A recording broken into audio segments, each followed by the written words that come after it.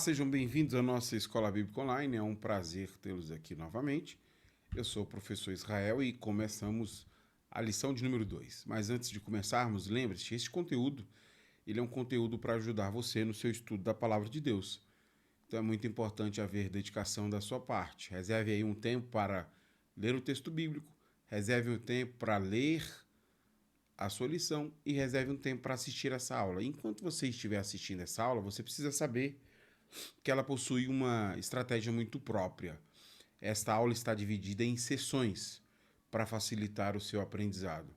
Além disso, há também uma aula-atividade para verificar aquilo que você aprendeu. E aqui na descrição do vídeo você vai encontrar todas essas informações. Bom, nós estamos na lição de número 2.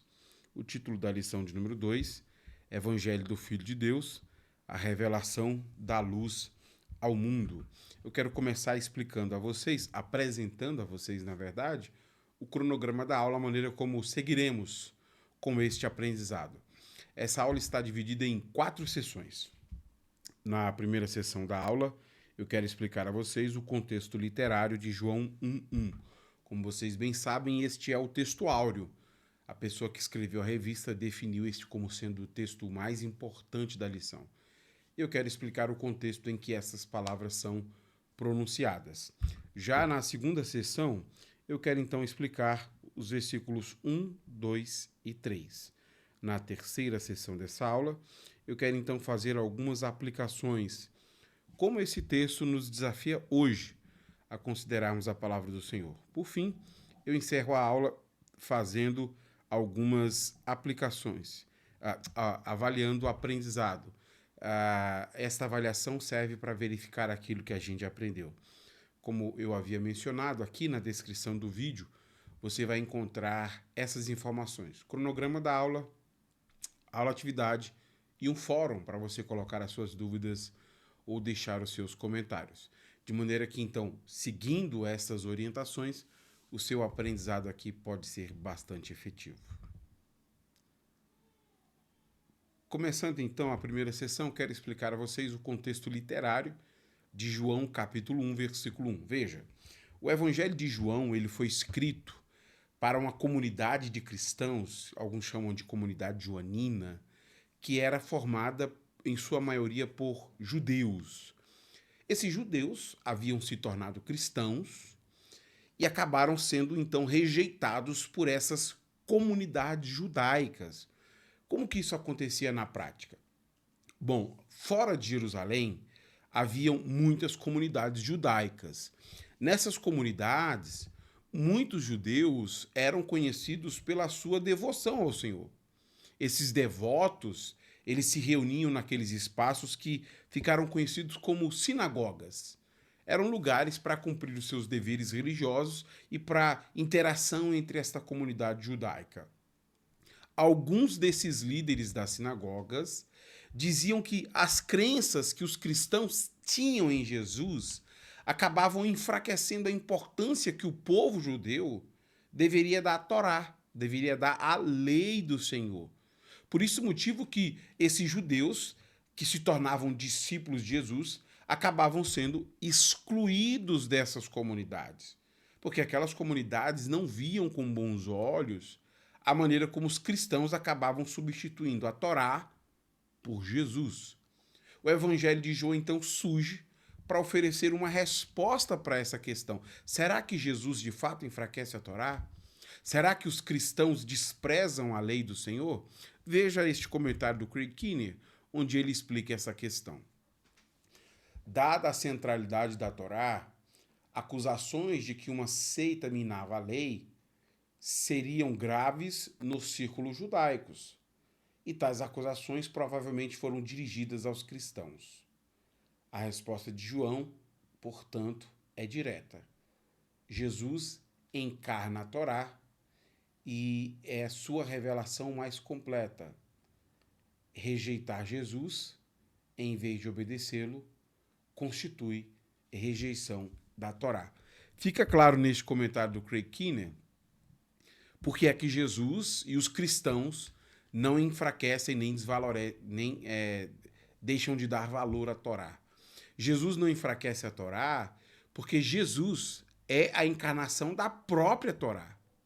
Em outras palavras, aquela glória de Deus que estava comprimida na Torá está sendo agora manifestada plenamente em Jesus. Ao olhar para Jesus, aqueles que temem ao Senhor podem conhecer completamente a vontade do Senhor. Por isso que os cristãos, eles não deveriam ser rejeitados por essas comunidades judaicas, nem deveriam se sentir excluídos por causa do seu apego a Jesus e da sua fé em Jesus.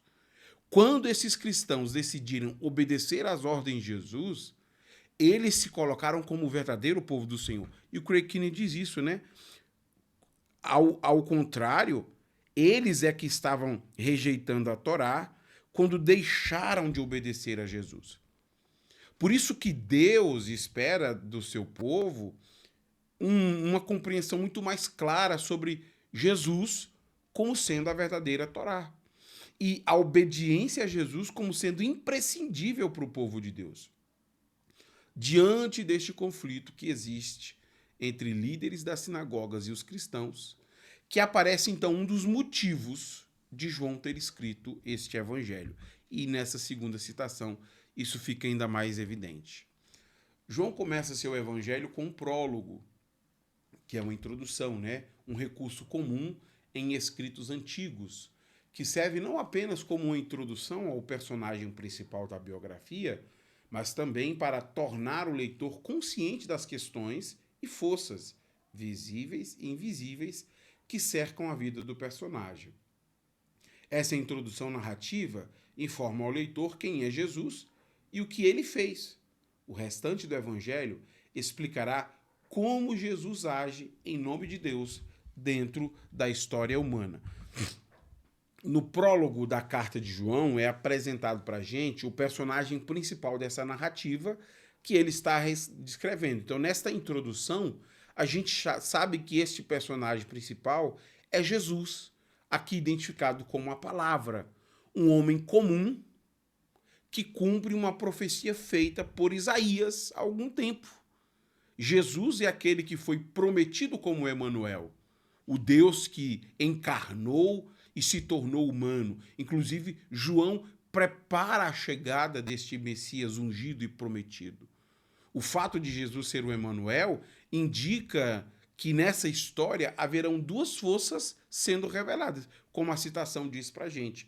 Primeiro haverão forças visíveis, que faz referência aos eventos e às pessoas que se envolvem com Jesus, mas também há forças invisíveis, que diz respeito ao Senhor e a esses poderes espirituais que se relacionam com Jesus. Inclusive, eu expliquei um desses poderes invisíveis na aula passada, naquele banquete onde Satanás, o diabo, aparece ali em cena.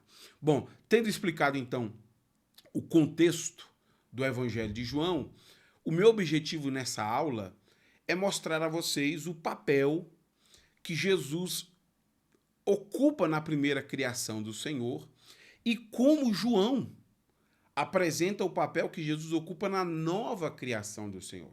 Porque ele é a palavra e por causa do papel que ele ocupa, Jesus está presente tanto na primeira criação como na nova criação.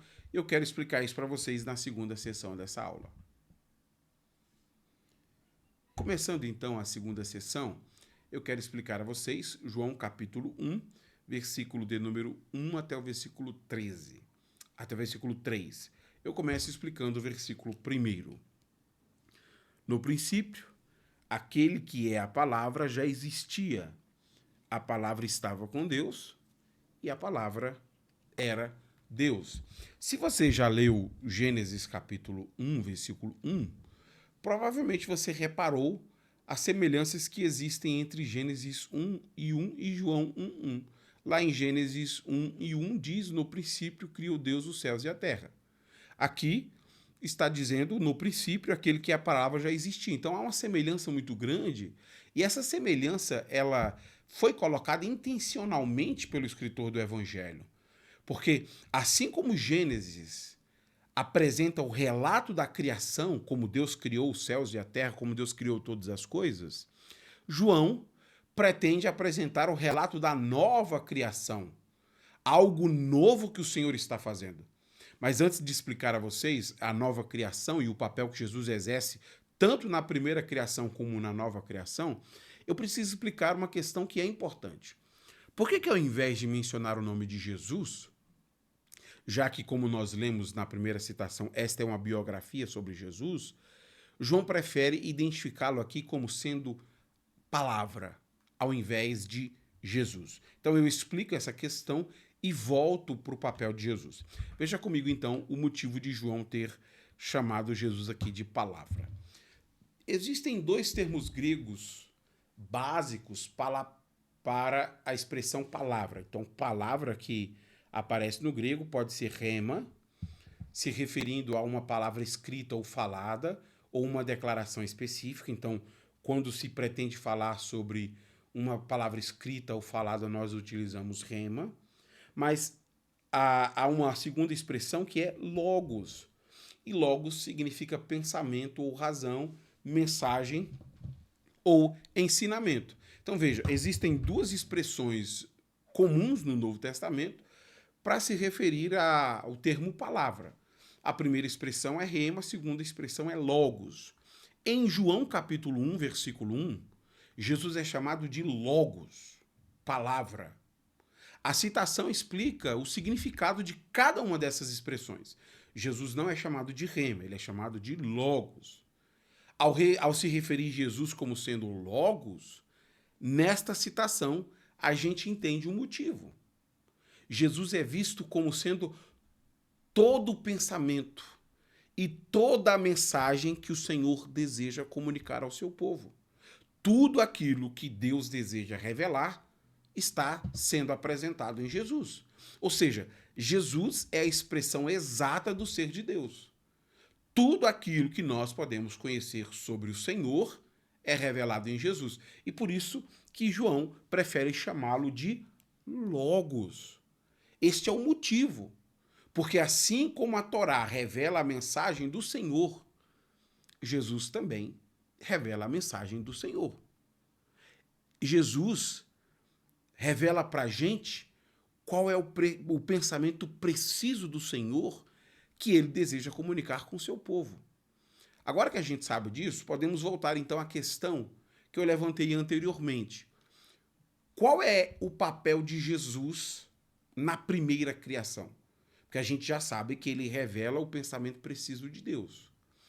Isso é importante porque é por causa do papel que Jesus ocupa na primeira criação que Jesus vai ocupar um novo papel na segunda criação. Lembra que eu acabei de dizer a você que há uma semelhança muito grande entre Gênesis e João 1:1? Há uma semelhança porque João quer falar de uma nova criação? Então, haverão 3 informações sobre o papel de Jesus na primeira criação, apresentadas aqui em João 1, que serão utilizados para dizer por que é que ele está envolvido e qual é o papel dele na nova criação. Eu quero ler então novamente, agora que a gente já sabe por que Jesus é chamado de palavra, quais são esses 3 papéis que Jesus ocupou na primeira criação. Veja comigo. No princípio, aquele que é a palavra, no caso, uma referência a Jesus, que é a expressão exata do ser de Deus, da mensagem de Deus ao seu povo. Aquele que é a palavra já existia. A palavra estava com Deus, a palavra era Deus. Há 3 palavras aqui que revelam qual foi a função de Jesus na primeira criação. Se Jesus é o Logos, então João está dizendo que Jesus já existia. Segundo, a palavra estava com Deus, estava. Terceiro, a palavra era Deus. Essas 3 expressões aí revelam para a gente qual é o papel que Jesus ocupou na primeira criação. Então eu queria explicar cada uma dessas expressões. Primeiro, a palavra já existia. João está dizendo que Jesus não faz parte da ordem criada. Quando Deus diz haja luz e houve luz, quando Deus diz haja separação, quando Deus vai fazendo as coisas até o 7º dia, Jesus não foi criado nem no primeiro nem no 7º. Jesus existe antes de toda a criação. Porque antes do mundo ser criado, ele já existia. O sentido literal é esse, antes que o mundo fosse criado. Então Jesus é anterior a tudo aquilo que foi criado. O segundo, a palavra estava com Deus, significa que, apesar de existir antes da criação, Jesus não é o próprio Senhor Criador. Ao dizer que Jesus estava com Deus, João pretende esclarecer que há algo que distingue Jesus de Deus. Ele não apresenta essa distinção com muitos detalhes, mas nós veremos mais à frente o que distingue Deus de Jesus, mas há algo que distingue os dois. Terceiro, quando ele diz que a palavra era Deus, João quer deixar muito claro que, apesar de haver distinções entre Jesus e o Senhor, Jesus possui características que o tornam divino. Ele é diferente do Senhor, mas Jesus possui características divinas que o fazem ser Deus. Essas três expressões elas são usadas para deixar claro qual é o papel de Jesus na criação. Jesus teve um papel importante na primeira criação, e este papel e essas características serão reiterados no versículo 2 e 3. Veja, ele existia no princípio com Deus. Por meio dele, Deus criou todas as coisas. E sem ele, nada foi criado. Olha só, quando o Senhor foi fazer toda a criação, Jesus já existia, estava presente com ele. Mas, além disso, o texto diz que Jesus foi um instrumento que o Senhor utilizou para criar todas as coisas. Isso é maravilhoso e merece nossa atenção. Por meio dele, Deus criou todas as coisas. Essa afirmação aqui do versículo 3, ela se alinha aos papéis que foram designados na criação dos céus e da terra. Se alinha aos papéis do Senhor e aos papéis de Jesus. O Senhor é o único criador do mundo. Isso que distingue Deus de Jesus. O Senhor é o criador de tudo.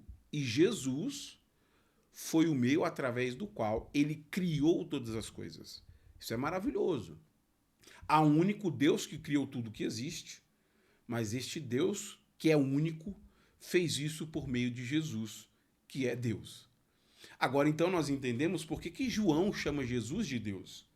Porque isso está relacionado ao papel que Jesus ocupou na criação. Jesus foi o meio pelo qual Deus fez todas as coisas. Eu comecei na primeira sessão falando a vocês que haviam líderes na comunidade judaica que estavam muito preocupados sobre a proeminência que Jesus estava recebendo. Será que não tem problema diante de Deus dar tanta ênfase a Jesus e deixar assim, não dar tanta ênfase à lei que foi revelada por Moisés? Neste momento nós descobrimos que não. Porque Jesus é a palavra por meio do qual Deus criou todas as coisas. Jesus não é um ser humano comum. Jesus é Deus.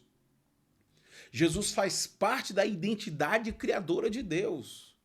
Ele é o ser que revela a mensagem de Deus ao seu povo. É Jesus que nos dá uma dimensão do ser exato de Deus. Por isso que a lei não está sendo desprezada em Jesus. Na verdade, a lei ganha um novo significado em Jesus. Porque a partir de Jesus nós não precisamos mais de intérpretes para dar tantos sentidos e significados à lei. Jesus expressa precisamente o sentido da lei. O Senhor usou Jesus, que é a palavra, para criar todas as coisas e para revelar o seu ser e a sua vontade ao seu povo. Exatamente por causa do papel que Jesus exerceu na primeira criação, que ele conseguirá realizar uma nova criação para o Senhor. Será sobre essa nova criação que João vai explicar nos próximos versículos. Mas, como este não é o objeto do nosso estudo hoje, porque não há tempo de explicar todo o capítulo, eu queria apenas ler João introduzindo esta nova criação, só para você ter uma dimensão do que é que Jesus está fazendo novo e por que é que ele pode fazer algo novo.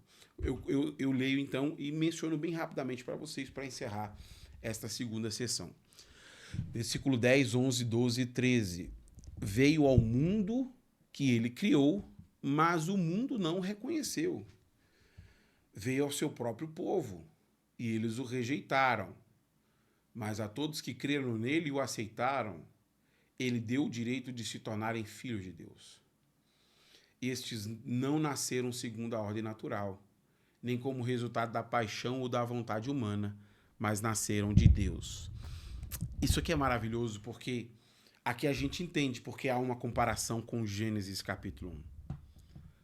Deus veio até a sua criação por meio de Jesus Cristo, seu Filho, mas foi rejeitado por aqueles que ele havia criado. Por causa disso, Jesus, que é a palavra criadora de Deus, fez uma nova criação para o Senhor. Essa nova criação foi um povo criado para o Senhor, que não é um povo criado a partir de uma ordem natural, ou seja, é um novo povo que não está atrelado à descendência de Abraão, como o primeiro povo. O novo povo surge como resultado do poder de Deus.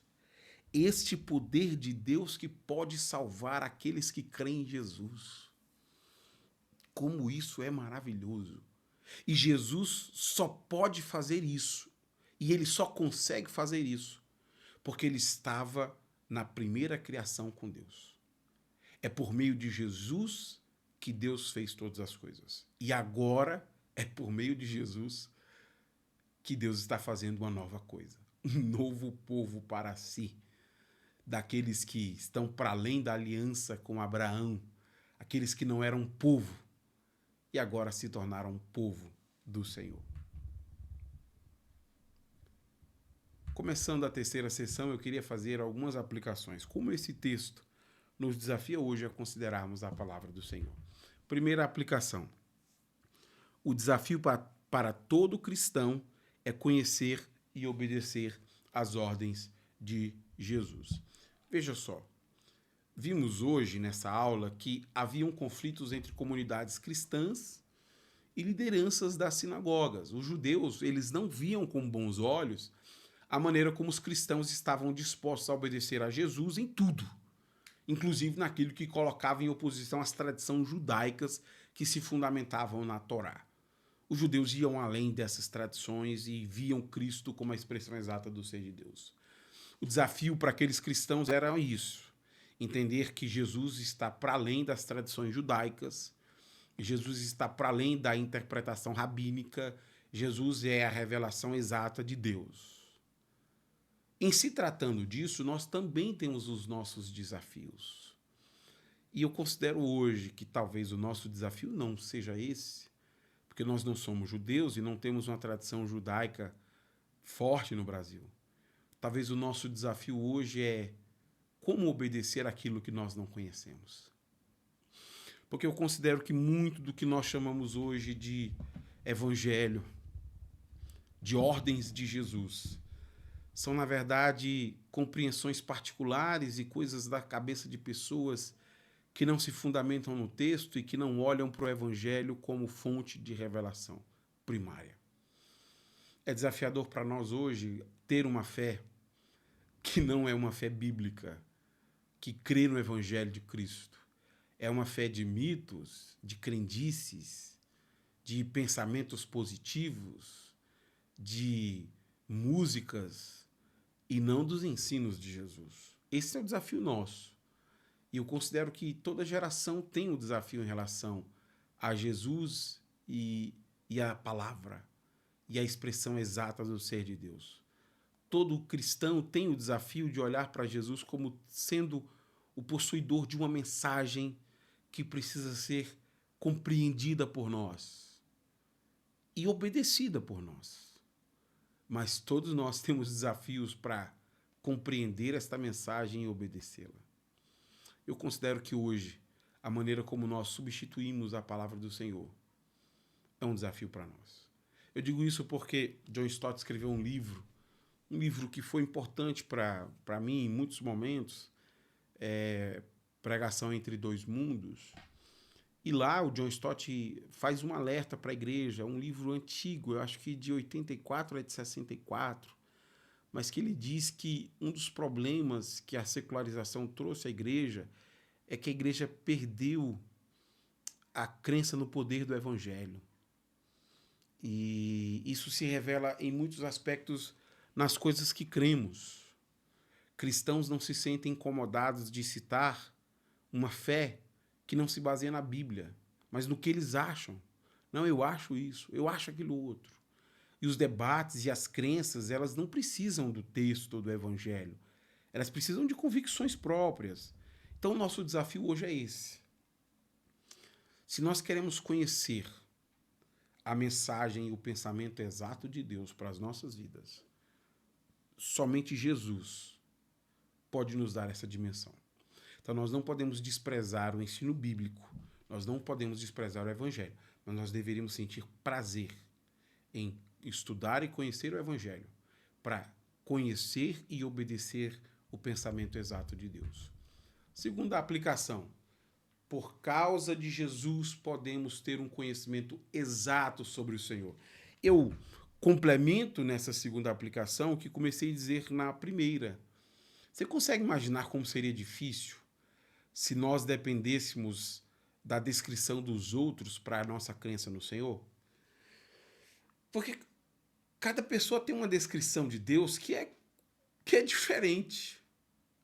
A descrição dos artistas sobre Deus é uma. A descrição dos jogadores de futebol sobre Deus é outra. A descrição sobre Deus dos marqueteiros é outra. A descrição sobre Deus de líderes religiosos poderosos é outra. A descrição de Deus de políticos é outra. E quem é Deus? Às vezes parece que há um hiato muito grande, porque não são descrições exatas. Se nós dependêssemos disso, nós estaríamos em apuros, porque nós nunca chegaríamos ao conhecimento de Deus. Graças a Deus, que quem nos dá acesso ao conhecimento preciso é Jesus Cristo. Somente Jesus é capaz de fazer isso por nós. Então, se hoje nós podemos conhecer o Senhor sem essas distorções todas, é porque Jesus nos dá uma compreensão exata do ser de Deus, que não se baseia em vãs filosofias, que não se baseia em achismos, em letras de músicas, em sentimentos ou experiências, mas que se baseia nos ensinos de Jesus. Isso deve ser valorizado por nós. Terceira aplicação: como poder criador do Senhor, Jesus está fazendo uma nova criação para Deus. Veja só, porque os cristãos, eles reverenciam e adoram Jesus como Deus. O motivo é por causa do status elevado que Jesus possui. Nós cremos que Jesus não foi criado, como as Escrituras dizem. Nós acreditamos que foi por meio de Jesus que Deus fez todas as coisas. Jesus não é criatura, ele faz parte da identidade do Criador. Foi por meio de Jesus que Deus criou tudo. E como Jesus está envolvido na primeira criação, nós também acreditamos que Jesus está envolvido nesta nova criação do Senhor. E é maravilhoso pensar como Jesus está fazendo um novo povo para Deus. É maravilhoso pensar como Jesus está restaurando a criação que foi contaminada pelo pecado. É maravilhoso pensar que um dia, no final, no futuro escatológico, finalmente, então, tudo será consumado e haverá novos céus, nova terra, uma nova criação de fato. Mas até que esse dia chegue, nós já contemplamos o que Jesus está fazendo. E o testemunho cristão se baseia nisso. Vai lá e diga aos outros o que Jesus fez na sua vida. Dê testemunho dessa nova criação de Deus. Cada cristão, ele é portador dessa mensagem.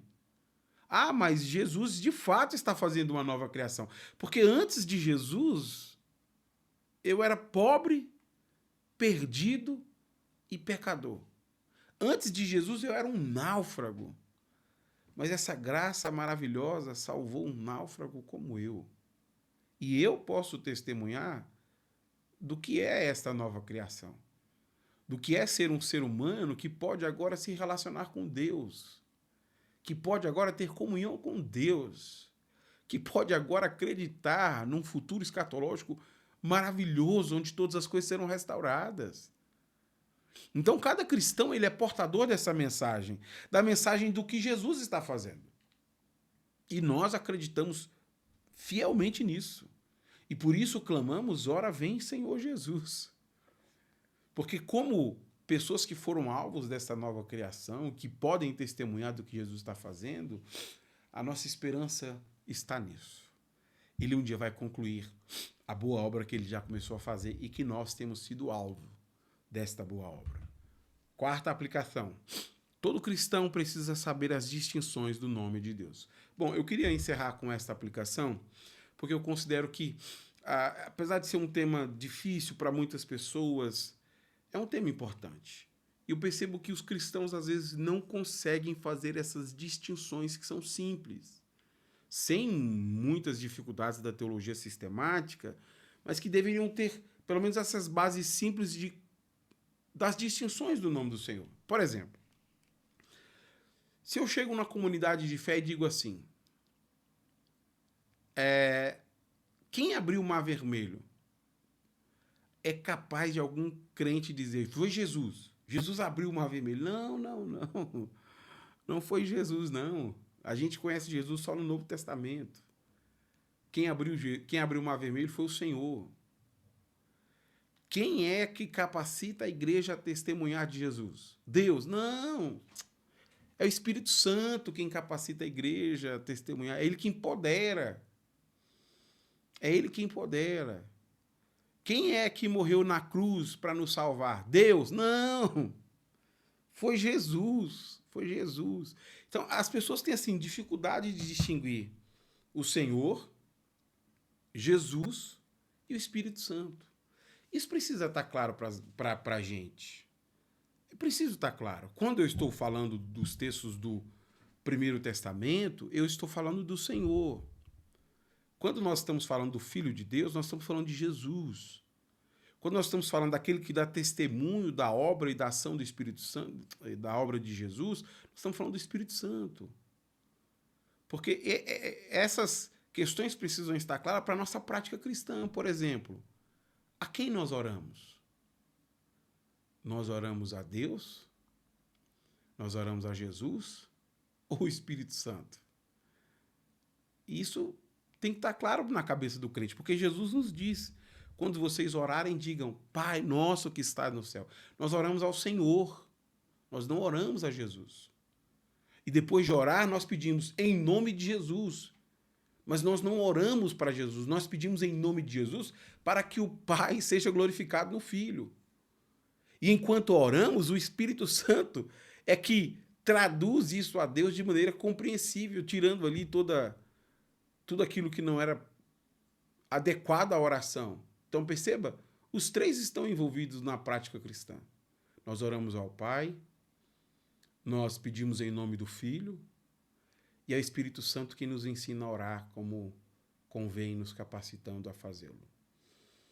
A vida cristã, então, é muito clara para nós e isso precisa estar claro. É claro que existem temas muito mais complexos sobre o Senhor, Jesus e o Espírito Santo, mas pelo menos do básico a gente precisa saber quando nós estivermos, então, testemunhando sobre isso. Para encerrar, então, eu queria avaliar o aprendizado. Como funciona? Eu faço uma pergunta e você tenta me responder com uma resposta, e assim a gente verifica aquilo que aprendeu. Vamos lá? Primeira questão. A glória de Deus que estava comprimida naquilo, agora estava sendo manifestada plenamente em Jesus. Onde estava comprimida a glória de Deus, que agora está completamente revelada em Jesus? Na Torá. Na lei, eu coloquei a palavra Torá, tá, para vocês, mas nós conhecemos como a lei, né? A lei revela exatamente o ser exato de Deus, o que as pessoas precisam fazer para agradar o Senhor. Ela estava comprimida num texto, mas agora ela foi completamente revelada em Jesus. Segunda questão. Para indicar o papel que Jesus ocupa na primeira criação, João, ao invés de mencionar o nome de Jesus, prefere chamá-lo assim. E o motivo é óbvio, né? João faz no seu prólogo algo maravilhoso. Ele está apresentando para nós a biografia de Jesus e quem é Jesus e o que ele fez, o que faz. E ao invés de chamá-lo de Jesus, João o chama de palavra. É exatamente isso. Terceira questão. No grego, esta palavra significa pensamento ou razão, mensagem ou ensinamento. Qual é a expressão que significa pensamento ou razão, mensagem ou ensinamento? É a expressão logos. Lembra que eu falei? Tem o rema, que tem palavras, os dois, e tem logos. Rema e logos. Os dois significam palavras. Mas aqui em João 1, ele usa logos, que significa pensamento ou razão, mensagem ou ensinamento. 4. Assim como a Torá revela a mensagem do Senhor, ele também revela a mensagem do Senhor. Quem é a encarnação do Senhor que revela perfeitamente o ser de Deus? Jesus é a quarta aplicação. Você precisa saber distinguir os nomes. Jesus. Jesus é a revelação exata do ser de Deus. Quinta e última questão. Ele é o único criador do mundo. Jesus foi o meio através do qual ele criou todas as coisas. Quem é o criador de tudo? Quem é que disse, haja luz e houve luz? O Senhor, Yahweh, que no hebraico traduzido para o português nós chamamos de Senhor, Yahweh. Na verdade, a expressão do Gênesis é Bereshit bara Elohim, é Elohim, né? O Deus da aliança. Yahweh é como ele se revela às outras nações, mas o Elohim, o Deus pessoal de Israel, mas é o Senhor.